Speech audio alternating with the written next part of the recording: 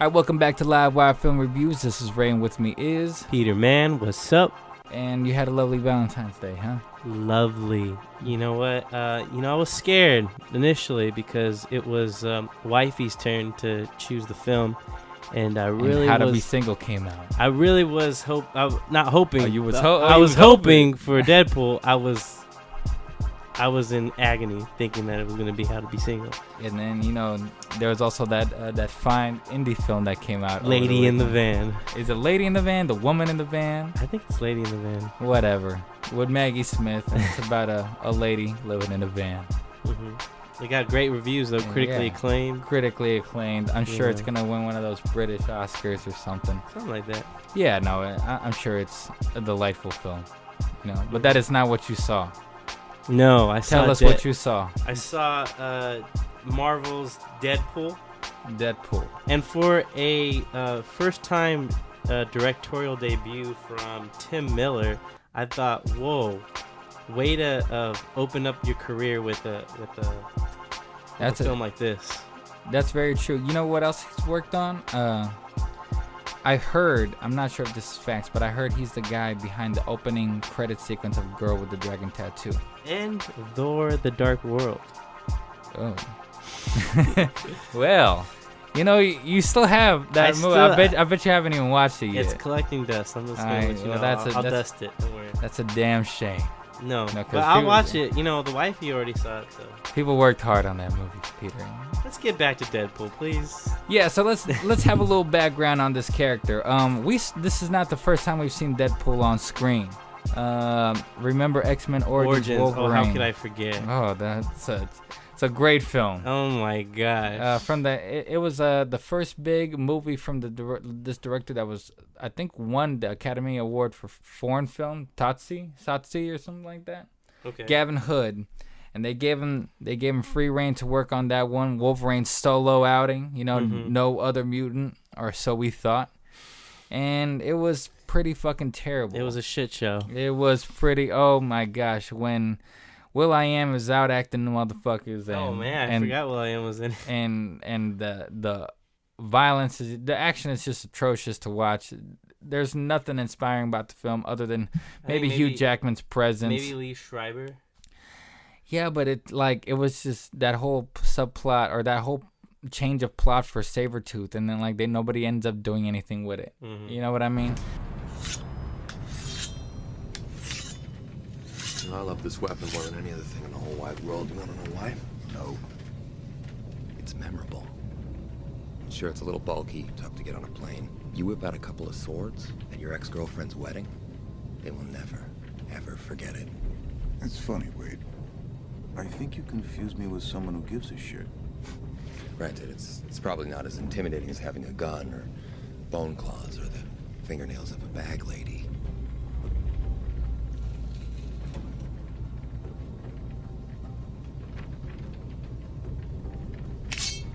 Manicure. Victor. Easy. Fred got a new tattoo. I'm concerned. And Ryan Reynolds makes I could say a cameo. It's almost the length of a cameo as a young Wade Wilson. Mm-hmm. And man, they totally butcher. They call him the Merc with a mouth, and what they do, they give him no mouth, right? They sew his mouth up. They do the one thing when in the first Matrix when he's like, Neo's like, I want my phone call. Oh, right. And they close his mouth up. That's what they did to Ryan Reynolds. Mm-hmm. That's the only thing of quality that Ryan Reynolds has other than his looks. The way his personality always talking. Mm-hmm. It was a damn shit show, like you said. And it was a deep missed opportunity. A way to shit on Wolverine, which is probably one of my favorite X-Men characters. Oh, it's like the iconic X-Men character. Right. You know what I mean? It's nothing comes better than that. You know what I mean? Or so I thought, again, because I'm not privy to the Marvel comic books. I just watch the movies, folks. For all the fanboys out there, I'm sorry, but I'm here for y'all. I'm watching the films, and Deadpool will be now my new. I'm definitely drinking the Kool-Aid. I'm on the wagon. I was actually thinking after this movie, everybody's gonna be on Deadpool's nuts. everybody's me included. I mean, they're gonna be licking them nuts up. No, I'm not gonna be licking them. I just appreciate those nuts. Like you're actually gonna be looking at them from afar and like nod your head like, yeah. Those nuts. Those are some nice ass nuts. I like those nuts. Wait! You may be wondering why the red suit. Well, that's so bad guys can't see me bleed. This guy's got the right idea. He wore the brown pants. Cue the music. So a little bit more on the working of Deadpool, because they were going to do a solo film right when Origins came out. And because the movie, they had the script ready for a long time. For Deadpool? For Deadpool. Mm-hmm. And it was just in development hell, what they call it. And it's like 6, 7, 8 years. The director Tim Miller and the writers were trying to bring this character to the big screen, and pretty much Fox was just like, it's rated R. Sorry, no, people don't want rated R superheroes. They want PG-13. Got to make it PG-13, and Deadpool does not work PG-13. And for the longest time, until something happened last year where somebody released some test footage online, and it just blew everybody away. And they signed, and people made a petition, and damn it, Fox, you got to make this damn movie. Until Fox said, all right, fine. Since the footage is out and people are digging it, we're going to let you have this movie. We're going to let you make it the way you want it, but it's got to be within a third of the budget of your typical X-Men movie. It's 58 mil, correct? 58 mil. It's like a measly, like when we talk about like the budget of these films, 58 mil seems like a lot, but 58 mil for a superhero movie seems like it's like an indie. Like, you know what I mean? Yeah, no, it's because I mean, Days of Future Past was like 250. You know what I mean? Like Avengers is what, 300 mil easy. This just seems like measly. Like right. This is just like compared to this is just chicken scratch. Like, and they finally but they got the advantage of doing whatever the hell they wanted.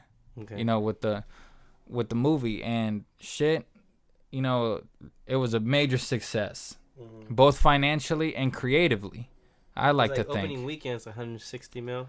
150 domestic. It's almost at 300 mil worldwide. 296 mil to be exact. Jesus, man, like this movie is catching on like wildfire, and because of this movie, now we're gonna get a Wolverine rated R film. What people have been dying to see, Berserker Rage Wolverine, Dang. So it's gonna be interesting. It's gonna be interesting how Fox is gonna do it, and this is a big win for Fox because other than X-Men, Days of Future Past, and like First Class wasn't that huge of a hit, if you think about it. Yeah, but like I mean, financially, it wasn't a huge of a hit. Wolverine and all that, they did okay, but they weren't in those Avengers numbers. They weren't in Winter Soldier number, Guardians of the Galaxy numbers. You know what I mean? Right. They always like coasted on the 300 to 500 mil, while other films make $1 billion. You know what I mean? Yeah. Now this movie, let's go into the story, man. Is there even a story other than an origin story? I keep saying that every time we talk to people about this. It's you're like, it's so good, but really like it's really bare bones. It really is bare bones down to the plot, like the origin story. The plot is lacking, to say the least. Yes, most definitely. We meet Wade Wilson, who's not a merc anymore. He's just helping out people for money. From stalkers, clients. Trying to avoid these stalkers, they send Wade in. Right. And he's like a fixer, or like a. Yeah, he helps. He's the cleanup man. Yeah. So, he meets the love of his life in the form of a hooker. What's the hooker's name? Vanessa. And they fall in love head over heels. He wants very good to stuff. married. To be honest, like for those that went to see it this weekend with their sweethearts, it's a very charming movie. It's very tender love story. They have some You're crazy wild sex though, but I mean it's like who doesn't? You know what I mean? But like and we're like two jigsaw pieces. Pretty wild. No, absolutely. Weird curvy edges. But you put them together and you see the picture on top. Right. Wait. There's something I've been meaning to ask you. Only because you haven't gotten around to asking me. Will you, stick it Marry me? Jinx? Huh? Why are you hiding that? Nowhere. And the chemistry between everybody and Ryan Reynolds is a win-win. You know, like everybody. Who's the actress that plays? I don't know. I'm not fully familiar for her. I remember she was in her name's Marina Baccarin, and she was in a TV show that was V. It was like a remake of an old TV show named V. That's the only thing that I know her from. I hear she's in Gotham. I don't see her in a lot of stuff, but hey. Again, this is Ryan Reynolds. Oh, she was in Spy. She was like the successful female spy. Oh, right. Yeah, I mean, it's a cameo basically. It's, you know, but she bad. She a baddie too. And this one, she really shines. I think she's gonna have a big career after this one because it shows a lot of personality, shows what she's capable of, not only in intimacy, you know, between another actor and the chemistry, but just in comedy. She has great comedic timing as well. She matches Ryan Reynolds. She does. Neck to neck. And right. So Wade Wilson gets a cancer, like the most extreme cancer comic books can even imagine. Right. And he goes through a experiment to kill the cancer. And fun fact, Peter, since you only watched, this is the same people that experimented in Wolverine. And putting the, you know, like, so the same like secret program, or you could say that, yeah. It's the same people behind the program and whatnot, at least in the comic books, you know, not so much maybe in this film. And he becomes grotesquely ugly, but he beats the cancer, but he's just ugly as fuck. And he wants revenge over the people that tortured him and misled him to think that this was going to be okay, and it's not okay. You know, and that's pretty much the basis of the movie. It's really like, it's bare bones, but you love the fact that it has everything in it as far as your typical action. You have romance. You have the laughs are nonstop, even when like there shouldn't be. There's tender moments of real drama, you would say at some points. But even then, we get one-liners from Ryan Reynolds, and he pulls the punches like nobody's business as far as his comedic timing. This is Ryan Reynolds' last chance, or this was his last chance. I felt like this was his baby. Like, this is really like he was a passion producer project that really was like, man, I'm gonna go for broke on this one. He needed a hit because he was. I don't know how he lasted this long in Hollywood with how many flops he's done, you know. But he needed a hit. He needed fast, and this movie, you know, brought his career back to life in such a big way. I think we're gonna be seeing a lot more of him now in a different way, kind of like now he's like the new Chris Pratt. I think he really turned the tide for me. I mean, I wasn't with the whole Van Wilder's awaiting. No, me neither. Like the obnoxious comedy that just seemed forced and almost like, you know, but he's shown like bro man's comedy. But what range he showed with Definitely Maybe, which some parts can feel kind of hallmarky. Oh yeah, that movie's Hallmark all the way. That film really turned the tide for me as far as him actually acting. Oh yeah, no, and I like I've told you before, I think he was very good in Smoking Aces. Yes, I think he was exceptional in Buried. You know, he was able to carry a whole movie by himself in Buried. In the Coffin, right? Yeah, I mean, he has a lot of good material in his filmography. I think he was great. It's undeniable that he's got the looks. It's eye candy for the females. And he's just got, you know, and he's just got a good personality for film. You know, he's got a lot of character, a lot of presence. You know, like he's very charismatic. He just had a terrible agent. Yeah, Adventureland, he was good too. Yeah, I'm saying like he is the go-to guy. You know, like you never walk out hating him in a movie. At least I used don't. to. I mean, Van Wilder, you know, you got to do what you got to get paid. You know what I mean? But like, I think he just had a terrible agent who said, "Hey, do Green Lantern. Hey, do Blade Trinity." You know what? For all his missteps and shortcomings, he really does a good job in encompassing all those shitty films that he's done and turning them into comic gold with his one-liners, because he makes fun of himself, his career. And well, that's what Deadpool's always been about. Like the Deadpool character has always been like the kind that he was supposed to be like the offensive, like just to be offensive, he making fun just to make fun. He actually, before Ryan Reynolds was supposed to be in playing Deadpool and whatnot, the reason how he found out that he should play Deadpool is because in an issue in the comic books he compared himself to a Ryan Reynolds Deadpool.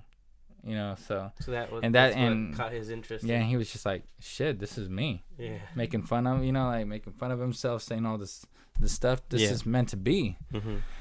Now I'm gonna go with the pros of this film. Like you said, the comedy is nonstop. It's just hilarious. I love this character in the film.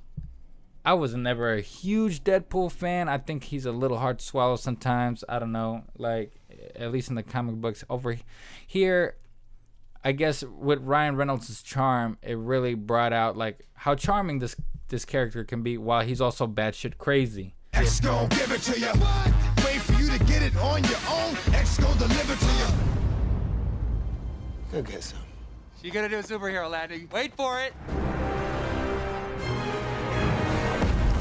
Woo! Superhero landing.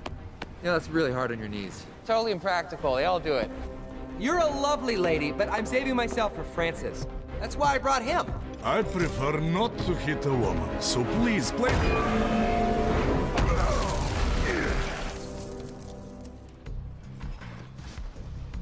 I mean, that's why I brought her? Oh, no, finish your tweet. It's not, that's fine. Just give us a second. There you go. Hashtag it. Go get her, Tiger.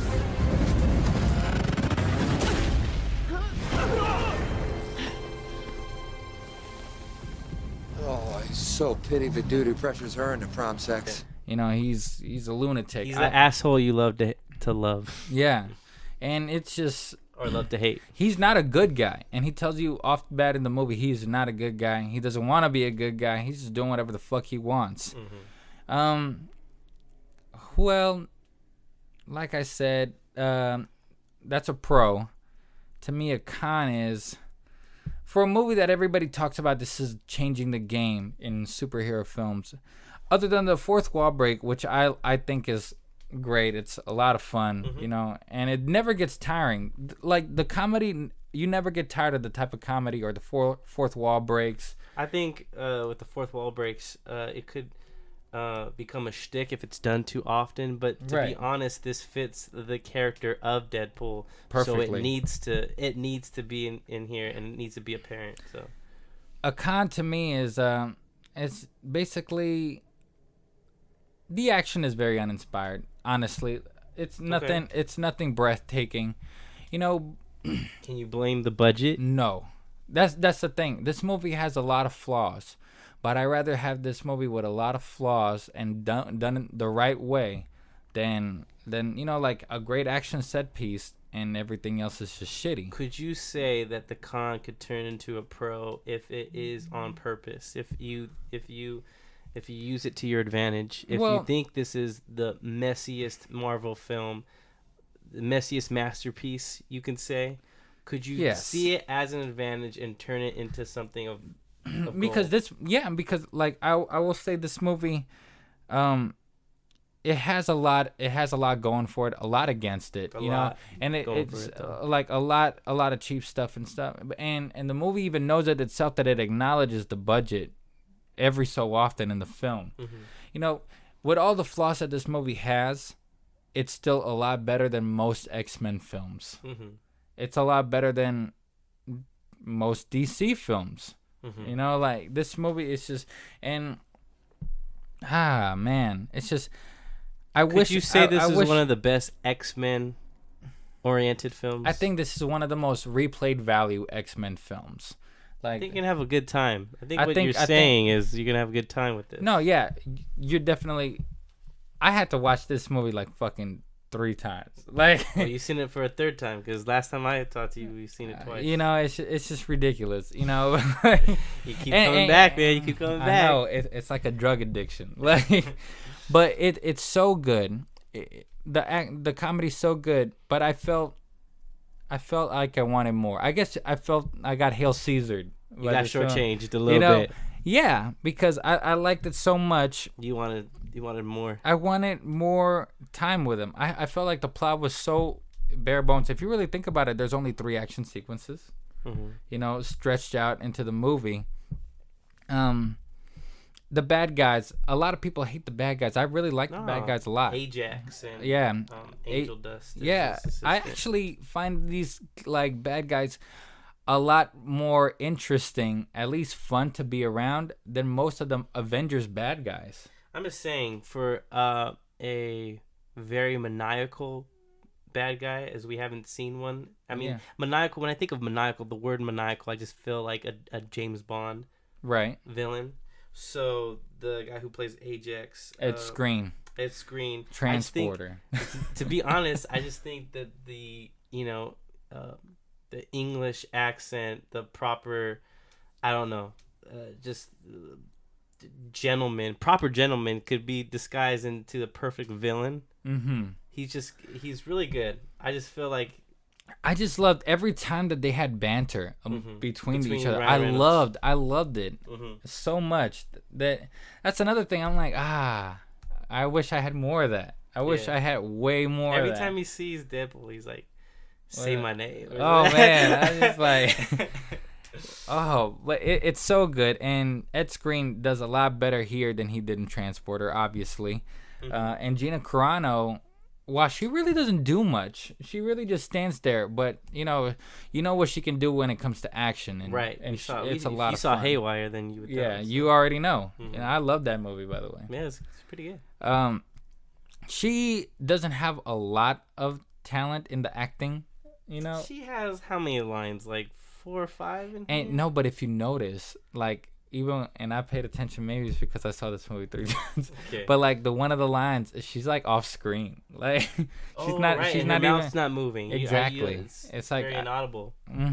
That I was just okay. I see what's going on. They were trying to make it work with the best of her abilities. Right. But I really. She ain't no Ronda Rousey. Yeah. Oh please, please. As far as the acting is concerned. I really hope we get to see her character more in the future when it comes to Deadpool or X-Men. Yeah. How about Colossus? Colossus is a lot better here than ever in any X-Men movie. Right? They've captured. Because when Bryan Singer brought Colossus, the character has no personality. He's just there. And Brett Ratner didn't do anything with him either. So this character actually comes with the personality that comes in the comics, a do-gooder, it's just so mighty, but it's just the polar opposite of Deadpool. And I don't know anything about this other superhero. I don't know anything about this other comic book character, X-Men character, Negasonic Teenage Warhead, but she is a lot of fun. She's a lot of, but at the same time, this movie is built for everybody to keep up with Ryan Reynolds. One of the things is, while these characters are all great, it's all about Ryan Reynolds. It's all about him. It's his character. You follow him. You have some banter here and there from other characters, but it's really, you're only focused on him.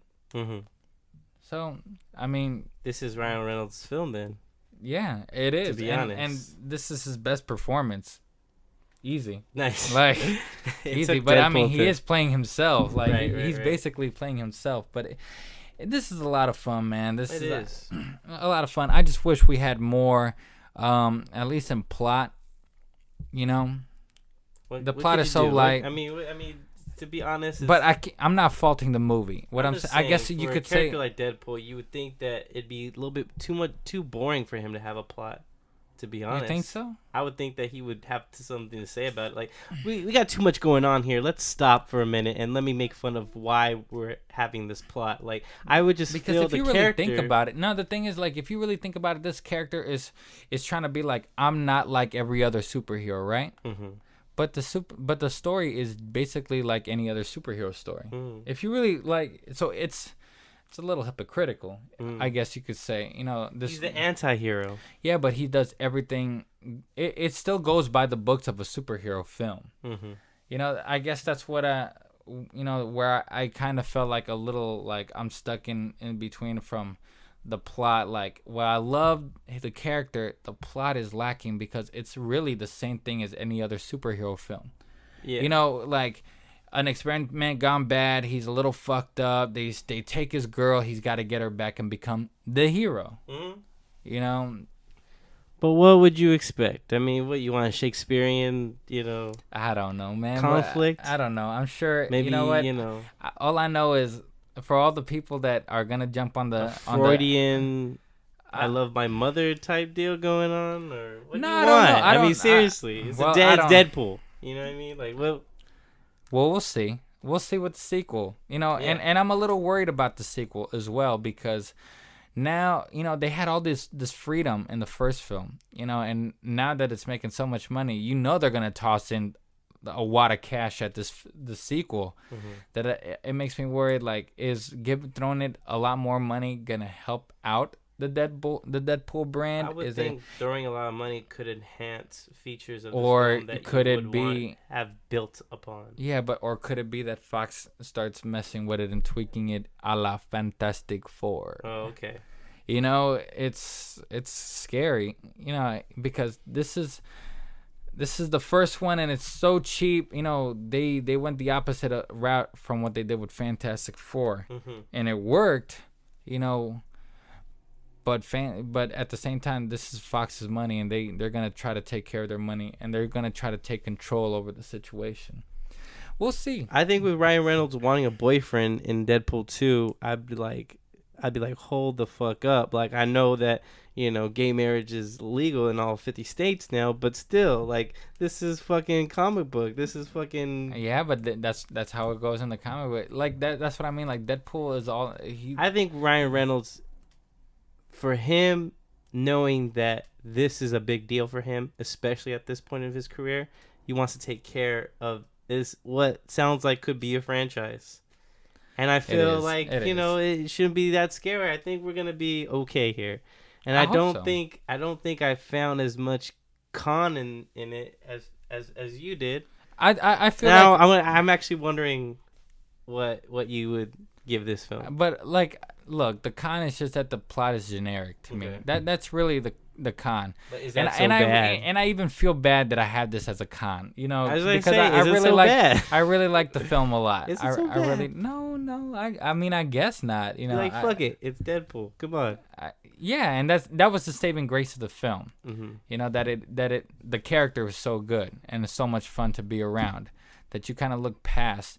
And you get to see a lot of Easter eggs throughout the film, you know, for all the Marvel aficionados or just aficionados in general. You know, there's going to be a lot to keep looking over the more times you watch the film. Okay.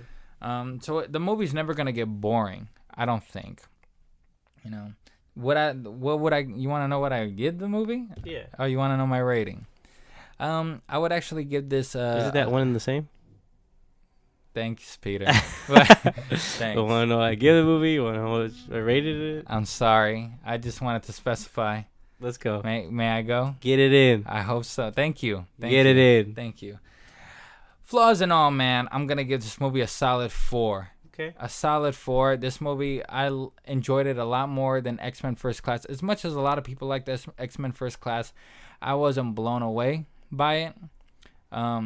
This is a lot better than X-Men Origins Wolverine, a lot better than X-Men The Last Stand. It goes toe-to-toe with the best of X-Men films, you know. But this ain't no Days of Future Past is what you're saying. Oh, Days of Future Past is just such an intricate movie. It's almost like a fucking drama. Yeah. And what saves Deadpool is that it's so different than everything else. Yeah. You know, that it just stays in its own lane. Almost kind of like Guardians of the Galaxy with Avengers. You know what I mean? Like, it's something completely different that you just can't help but admire and let it go. Let go and just enjoy the ride kind of thing. So I give this a solid 4. I'm really thankful that this movie, they were able to do it the way the director and the writers and Ryan Reynolds wanted it. with such a limited budget, because they had to make a lot of sacrifices, but the sacrifices are well earned here. And I hope they're gonna bring the X-Force and Cable. They say Cable in the sequel, and the X-Force. That's what you were telling me. Yeah, I hear Stephen Lang is like trying to get the part. Good for you, sir. But yeah, solid 4. Solid 4. What would you give it? You know what? To be honest, I fucking love this film. So I think. Is it better than Ant-Man? Because you loved Ant-Man. I loved Ant-Man. It's better than Ant-Man. And so I'm just gonna have to give it the full-fledged 5. All right, just give it up. Only because that it's the fucking best movie of the fucking year so far. Better than Hail Caesar, eh? Better than Hail Caesar. But you know, Hail Caesar, I think the more and more I watch it, the more and more I'm gonna change my perspective on it. Probably. You know what I mean? Probably with this movie too.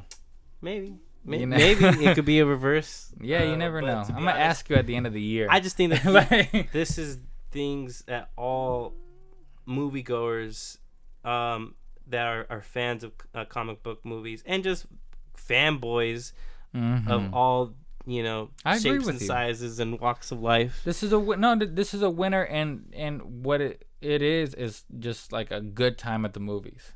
I mean, this is just a nice blend, if you will, of everything mainstream moviegoers and fanboys want out of a comic book movie. Like you said, it's very generic. It's very by the book as far as any superhero movie is concerned. The plot is by the book. The character isn't by the book. Yes, this movie is everything you want in an R-rated film. This is the adult superhero movie. This is the movie where you leave the kiddies at home. Please do. I'm just saying, as a parent. People didn't listen, man. As a parent, I really wouldn't want my son to see this movie. See scenes of his girlfriend with the strap on, letting him take it in the behind, you know what I'm saying? And it happens, I just these things. I had this kid next to me in the theater watching that and just like laughing. I'm like, do you know what's going on, bro? This little 6-year-old laughing at like the condom jokes and him getting fucked in the ass, and I just like, I'm looking at this kid, I'm laughing because this kid is laughing. Yeah, he's like, oh man. I'd be like shaking my head at the fucking parents, like the dad is just eating popcorn next to him, like, what are you doing? He's in the doghouse if the mom knows it. He took him to go see it. But it's everything that every fucking fanboy wants in a fucking true. Yeah. Deadpool film. And you know what? I know that our fellow podcasters at Axial Skeleton are in love with this film. I think I'm as in love with this film as they are. Man, I'm just saying this is. I haven't heard. They reviewed it already. They reviewed it already. Luis liked it. Huh? Luis fucking loved it. He's like the only dude I know that's like the true blue Deadpool fan. Like he's the only real. We give 5 stars. They give 5 chimichangas, and this fool gives it 11 chimichangas. 11.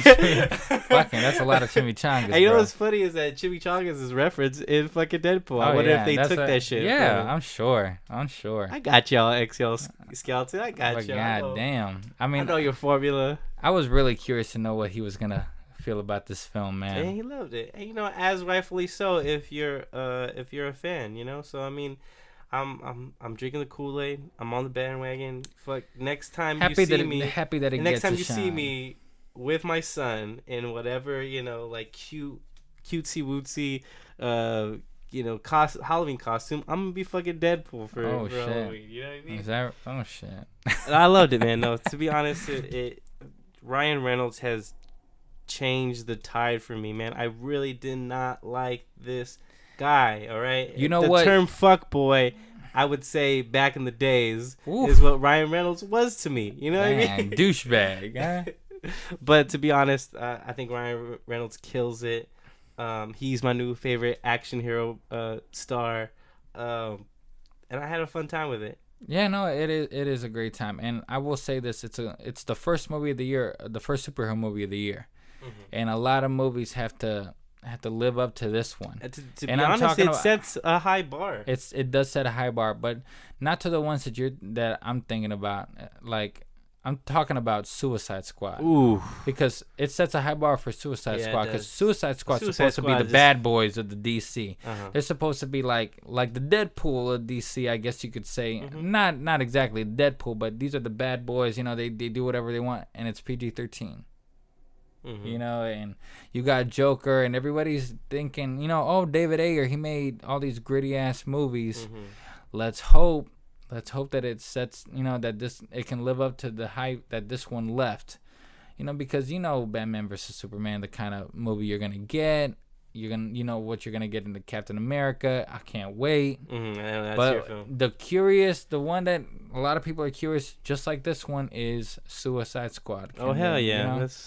And let's hope that this one, that Suicide Squad can live up to the hype that this one, or set the bar. I think it's set or reach to, the bar. I think it's set to just carry on the momentum of superhero movies. Let's hope. I want the fucking Superman versus Batman to be a pleasant surprise, because it's not looking too. It's kind of looking kind of bleak right now. It's looking very bleak. It's looking Memphis bleak.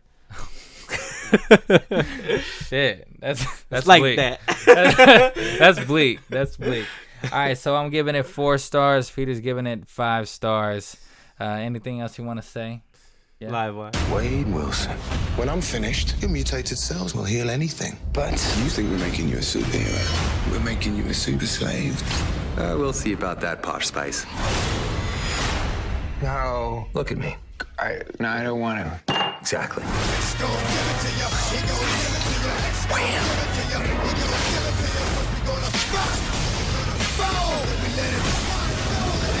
Oh, there's the money shot, baby.